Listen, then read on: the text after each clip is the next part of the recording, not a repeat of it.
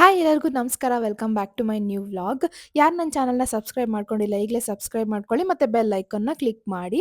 ಇವತ್ತು ಬ್ರೇಕ್‌ಫಾಸ್ಟ್‌ಗೆ ಪುಳಿಯೋಗರೆ ಮಾಡ್ತಾ ಇದ್ದೀನಿ. ಪುಳಿಯೋಗರೆಗೆ ಫಸ್ಟ್ ಒಂದು ಬಾಣಲಿ ತಗೊಂಡು ಅದಕ್ಕೆ ಆಯಿಲ್ ಹಾಕಿ ಆಯಿಲಲ್ಲಿ ಕಡಲೆ ಬೀಜ ಮತ್ತೆ ಕಡಲೆಬೇಳೆನ ಫ್ರೈ ಮಾಡ್ಕೊಂತಿದ್ದೀನಿ. ಅದು ಕೆಂಪಗಾದ್ಮೇಲೆ ಬೆಳ್ಳುಳ್ಳಿ, ಈರುಳ್ಳಿ ಮತ್ತೆ ಕರಿಬೇವಿನ ಸೊಪ್ಪು ಹಾಕಿ ಬಾಡಿಸ್ಕೊತಾ ಇದ್ದೀನಿ. ಮತ್ತೆ ಸ್ವಲ್ಪ ಉಪ್ಪು ಹಾಕೊತಾ ಇದ್ದೀನಿ. ನನಗೆ ಸಾಸಿವೆ ಮರ್ತೋಗ್ಬಿಟ್ಟಿತ್ತು. ಸೊ ಇವಾಗ ಸಾಸಿವೆ ಹಾಕ್ಕೊಂಡೆ. ಅದಾದ್ಮೇಲೆ ಪುಳಿಯೋಗರೆ ಪೌಡರ್ ಹಾಕಿ ಸ್ವಲ್ಪ ಫ್ರೈ ಮಾಡ್ಕೊಳ್ಳಿ. ಇವಾಗ ಇದಕ್ಕೆ ಸ್ವಲ್ಪ ಹುಣಸೆ ಹಣ್ಣಿನ ರಸ, ಖಾರದ ಪುಡಿ ಮತ್ತೆ ಬೆಲ್ಲ ಹಾಕಿ ಗೊಜ್ಜನ್ನ ರೆಡಿ ಮಾಡ್ಕೊಳ್ಳಿ. ಸ್ವಲ್ಪ ಇದು ಕುದೀಲಿ. ಅಷ್ಟು ಕುದ್ದಿದ್ಮೇಲೆ ನಾನು ಸ್ವಲ್ಪ ಗೊಜ್ಜನ್ನ ಎತ್ತಿಟ್ಕೊತಾ ಇದ್ದೀನಿ. ಯಾಕಂದ್ರೆ ಗೊತ್ತಾಗಲ್ಲ ರೈಸಿಗೆ ಎಷ್ಟು ಬೇಕು ಅಂತ. ನೀವು ರೈಸನ್ನ ಯಾವಾಗಲೂ ಸ್ವಲ್ಪ ಬೇಗ ಮಾಡ್ಕೊಳ್ಳಿ. ಇಲ್ಲ ಅಂದ್ರೆ ಇವಾಗ ನೀವು ಬೆಳಗ್ಗೆ ಮಾಡ್ತೀವಿ ಅಂದ್ರೆ ನೈಟೇ ಮಾಡಿದ್ರೆ ರೈಸ್ ಚೆನ್ನಾಗಿರುತ್ತೆ. ಬೆಳಗ್ಗೆನೆ ಮಾಡಿದ್ರೆ ಅದು ಮುದ್ದೆ ಮುದ್ದೆ ಆಗುತ್ತೆ. ನಾನು ಇದು ಸ್ವಲ್ಪ ಬೇಗ ಮಾಡ್ಕೊಂಡಿದ್ದೆ, 1 ಅವರ್ ಮುಂಚೆ ಮಾಡ್ಕೊಂಡೆ. ಸೊ ಇವಾಗ ರೈಸ್ ಹಾಕಿ ಮಿಕ್ಸ್ ಮಾಡ್ತಾ ಇದ್ದೀನಿ. ಚೆನ್ನಾಗಿ ಮಿಕ್ಸ್ ಮಾಡಿ ಅದ್ರ ಮೇಲೆ ಲಾಸ್ಟಿಗೆ ಕೊತ್ತಂಬರಿ ಸೊಪ್ಪು ಹಾಕಿದ್ರೆ ಪುಳಿಯೋಗರೆ ರೆಡಿ. ಚೆನ್ನಾಗಿರುತ್ತೆ, ಸ್ವೀಟ್ ಸ್ವೀಟ್ ಆಗಿ ಸ್ವಲ್ಪ ಖಾರ ಖಾರವಾಗಿ ಚೆನ್ನಾಗಿರುತ್ತೆ. ನೀವು ಬರೀ ಪುಳಿಯೋಗರೆ ಪೌಡರ್ ಹಾಕಿ ಮಾಡೋದ್ಕಿಂತ ಈ ಥರ ಮಾಡಿ ಇನ್ನೂ ಟೇಸ್ಟಿಯಾಗಿರುತ್ತೆ. ಮತ್ತೆ ನಾನು ತಿಂಡಿ ತಿಂದಾದ್ಮೇಲೆ ಸ್ವಲ್ಪ ಟೀ ಕುಡ್ದೆ. ಅದಾದ್ಮೇಲೆ ಬೆಳಗ್ಗೆನೆ ತರಕಾರಿ ತಂದಿದ್ವಿ. ಸ್ವಲ್ಪ ತರಕಾರಿ, ಸ್ವಲ್ಪ ಸೊಪ್ಪು ಎಲ್ಲ ತಂದಿದ್ವಿ. ಅದನ್ನೆಲ್ಲ ಕ್ಲೀನ್ ಮಾಡಿ ಇಟ್ಕೊತಾ ಇದ್ದೀನಿ. ಈ ವಾರಕ್ಕೆ ಏನೇನು ಬೇಕೋ ಅದೆಲ್ಲನೂವೆ ಇವಾಗ ಕ್ಲೀನ್ ಮಾಡ್ತಾ ಇದ್ದೀನಿ. ನಾನೊಂದು ಪೇಪರ್ ಹಾಕೊಂಡು ಅದ್ರ ಮೇಲೆ ಸೊಪ್ಪೆಲ್ಲ ಇಟ್ಕೊಂಡು ನೆಲದ ಮೇಲೆ ಕುತ್ಕೊಂಡು ಕ್ಲೀನ್ ಮಾಡ್ತೀನಿ. ಯಾಕಂದ್ರೆ ಕಟ್ಟೆ ಮೇಲೆ ಇಟ್ಕೊಂಡು ಮಾಡೋದಕ್ಕೆ ಕಿಚನಲ್ಲಿ ಸ್ಪೇಸ್ ಸಾಕಾಗಲ್ಲ. ಸೊ ಹಾಗಾಗಿ ಎಲ್ಲ ಇಲ್ಲೇ ಕ್ಲೀನ್ ಮಾಡಿಬಿಟ್ಟು ಲಾಸ್ಟಿಗೆ ಫ್ರಿಜ್ಜಲ್ಲಿ ಇಡ್ತೀನಿ.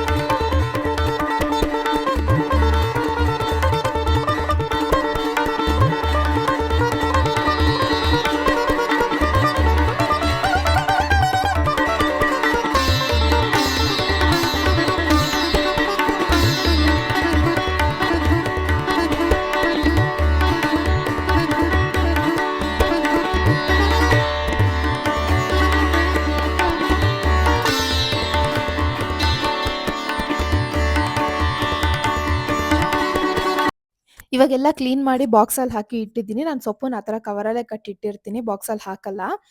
ಇವಾಗ ಇಲ್ಲಿ ಕಸ ಗುಡಿಸ್ಕೊಂಬಿಟ್ಟು ನಾನು ಬೇಗ ಫ್ರೆಶ್ ಅಪ್ ಆಗ್ಬಿಟ್ಟು ಬರ್ತೀನಿ. ಫ್ರೆಶ್ ಅಪ್ ಆದಮೇಲೆ ನಾನು ವಿಡಿಯೋ ಕಂಟಿನ್ಯೂ ಮಾಡಿಲ್ಲ ಆವತ್ತು. ನೆಕ್ಸ್ಟ್ ಡೇ ಏನು ಟಿಫನಿಗೆ ಮಾಡಿದ್ದೆ ಅದನ್ನ ಕಂಟಿನ್ಯೂ ಮಾಡಿದ್ದೀನಿ. ನಾನು ಏನು ಮಾಡಿದ್ದೆ ಅಂದರೆ ಒತ್ತು ಶಾವಿಗೆ ಮಾಡಿದ್ದೆ. ಒತ್ತು ಶಾವಿಗೆ ಅಂದರೆ ನಾರ್ಮಲ್ ಒತ್ತು ಶಾವಿಗೆ ಅಲ್ಲ, ಅನಿಲ್ ಶಾವಿಗೆನ ತಂದು ಅದರಲ್ಲಿ ಒತ್ತು ಶಾವಿಗೆ ಥರ ಮಾಡಿದ್ದೆ. ಯಾಕಂದರೆ ಒತ್ತು ಶಾವಿಗೆ ಮಾಡೋದಿದು ನಮ್ಮನೇಲಿ ಇಲ್ಲ. ಅದು ನಾರ್ಮಲ್ ಚಕ್ಲಿ ಇದ್ರಲ್ಲೂ ಮಾಡ್ಬೋದು, ಅದು ತಗೊಂಡಿಲ್ಲ ನಾವು. ಹಾಗಾಗಿ ನಾನು ಅನಿಲ್ ಶಾವಿಗೆನೇ ಒತ್ತು ಶಾವಿಗೆ ಥರ ಟ್ರೈ ಮಾಡ್ತೀನಿ. ಅದು ಹಾಗೆ ಚೆನ್ನಾಗಿರುತ್ತೆ ಮತ್ತು ಈಸಿನೂ ಆಗುತ್ತೆ, ಬೇಗ ಆಗುತ್ತೆ.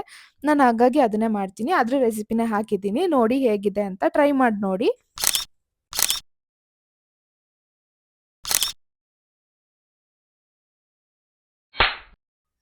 ಒತ್ತು ಶಾವಿಗೆಗೆ ಕಾಯಿ ಹಾಲು ಬೇಕಲ್ಲ, ಫಸ್ಟ್ ಅದನ್ನ ರೆಡಿ ಮಾಡ್ಕೊತಾ ಇದ್ದೀನಿ. ಕಾಯಿನ ಮಿಕ್ಸಿ ಮಾಡ್ಕೊಂಡು, ರುಬ್ಕೊಂಡು ಇವಾಗ ಅದ್ರದ್ದು ಹಾಲು ತಗೊಂತಾ ಇದ್ದೀನಿ. ಹಾಲು ತಗೊಂಡು ಅದಕ್ಕೆ ಬೆಲ್ಲನ ತುರಿದಿಟ್ಕೊಂಡಿದ್ದೀನಿ. ಸೊ ಬೆಲ್ಲನ ಇದಕ್ಕೆ ಮಿಕ್ಸ್ ಮಾಡ್ತೀನಿ. ಆಮೇಲೆ ನಾನು ಇದನ್ನ ಫಿಲ್ಟರ್ ಮಾಡ್ಕೊತಿದ್ದೀನಿ. ಯಾಕಂದ್ರೆ ಬೆಲ್ಲನ ನೀರಲ್ಲಿ ಕುದಿಸಿ ಇದು ಮಾಡಿದ್ರೆ ಬೆಲ್ಲದಲ್ಲಿರೋದು ಇದೆಲ್ಲ ಡಸ್ಟ್ ಎಲ್ಲ ಹೋಗುತ್ತೆ. ಇವಾಗ ನಾನು ಡೈರೆಕ್ಟ್ ಹಾಲಿಗೆ ಹಾಕಿರೋದ್ರಿಂದ ಹಾಲಿಗೆ ಹಾಕಿ ಆಮೇಲೆ ನಾನು ಅದನ್ನ ಸೋಸ್ಕೊತಾ ಇದ್ದೀನಿ. ಇವಾಗ ಬೆಲ್ಲ ಹಾಕಿ ಬೆಲ್ಲ ಕರಗೋ ತನಕ ಅದನ್ನ ಸೈಡಿಗೆ ಇಟ್ಕೊಂತಿದ್ದೀನಿ.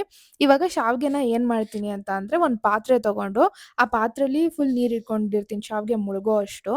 ಅದಕ್ಕೆ ಸ್ವಲ್ಪ ಉಪ್ಪು ಮತ್ತೆ ಆಯಿಲ್ ಹಾಕ್ತೀನಿ. ಯಾಕಂದ್ರೆ ಆಯಿಲ್ ಹಾಕಿದ್ರೆ ಶಾವಿಗೆ ಒಂದಕ್ಕೊಂದು ಜಾಸ್ತಿ ಅಂಟ್ಕೊಳ್ಳಲ್ಲ. ಇದು ಅಕ್ಕಿ ಶಾವಿಗೆ ಆಗಿರೋದ್ರಿಂದ ನೀವೇನ್ ಮಾಡಿದ್ರು ಸ್ವಲ್ಪ ಅಂಟತ್ತೆ. ಸ್ವಲ್ಪ ಆಯಿಲ್ ಹಾಕಿದ್ರೆ ಅಂಟಲ್ಲ ಅಂತ ಹಾಕಿದ್ದೀನಿ. ಸ್ವಲ್ಪ ಕಡಿಮೆ ಅಂಟತ್ತೆ ಅಂತ.